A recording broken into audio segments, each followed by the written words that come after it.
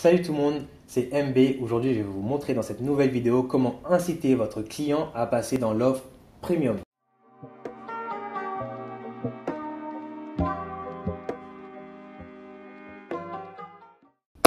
Pour commencer, pourquoi j'ai fait cette vidéo là? C'est pour aider les entrepreneurs qui ont un business soit premium, soit un business où ils ont une offre standard mais qui veulent faire une offre upgrade, donc une offre premium. Je vais vous présenter ça sous forme de 3 astuces. La première astuce, c'est trouver le bon équilibre.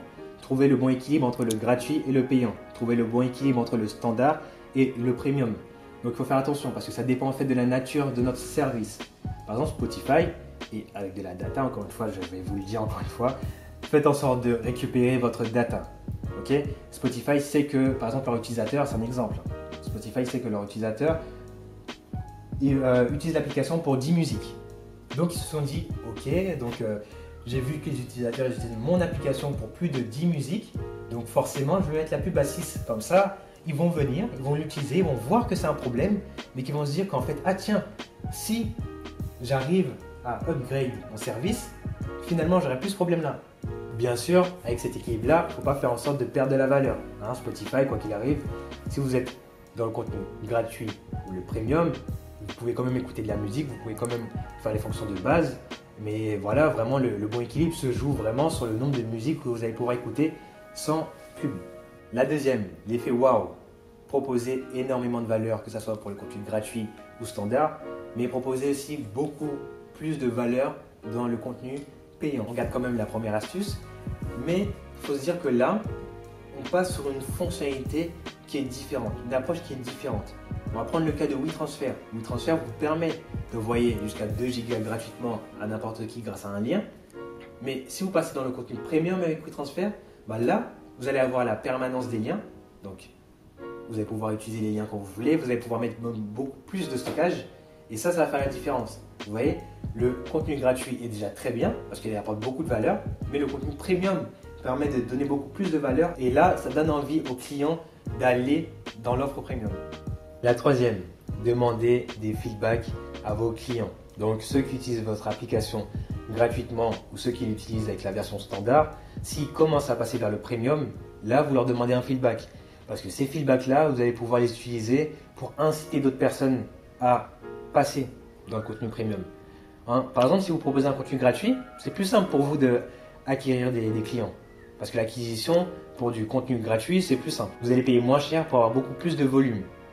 Et forcément, ces personnes-là vont parler de votre produit. S'il est bien, s'il y a beaucoup de feedback, ils vont parler de votre produit.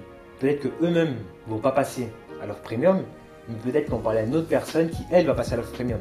Donc avoir des feedbacks des personnes qui sont déjà passées à l'offre premium, c'est très bien pour pouvoir donner des valeurs, une valeur perçue beaucoup plus optimale à vos futurs clients. Par exemple, une astuce, offrez un cadeau à vos clients qui ont une utilisation standard ou gratuite. Vous leur dites, si vous invitez 10 personnes à rejoindre l'offre payante, elle aura un mois gratuite ou l'année gratuite. Okay, donc cette personne va vous rapporter 10 clients et elle aura son mois ou son année gratuitement. Je vais vous donner un exemple qui est similaire avec Candy Crush Saga sur Facebook au tout début. Pour pouvoir continuer dans le jeu, il fallait inviter vos amis sur Facebook. Okay, et ça, c'était très intelligent parce qu'au final, d'après moi, c'était les germes que vous avez sur Candy Crush Saga.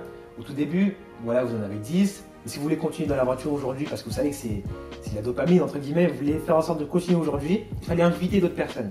Il fallait que ces autres personnes-là utilisent le jeu et acceptent qu'ils sont venus via votre lien. Donc, ça vous donne envie, ça vous donne de la preuve sociale pour vous, et ça donne aussi de la preuve sociale aussi pour l'entreprise en soi.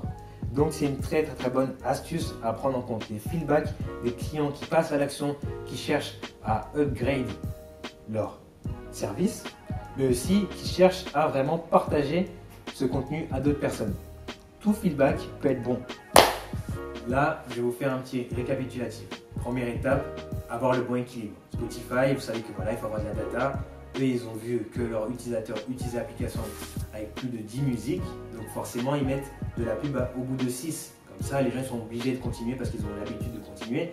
Mais s'ils veulent vraiment ne plus avoir de pub, ils ont passé au contenu premium. Deuxième étape, c'est proposer un effet waouh. Ok, j'ai beaucoup de valeur dans l'offre gratuite, mais si je passe dans l'offre premium, waouh, j'ai quelque chose qui qui est différent, j'ai un service qui est différent. Ok, si vous êtes en soirée, mais que là vous faites seulement vos sons Spotify, et que là vous voyez que ça ne peut plus, vous êtes le roi de la soirée.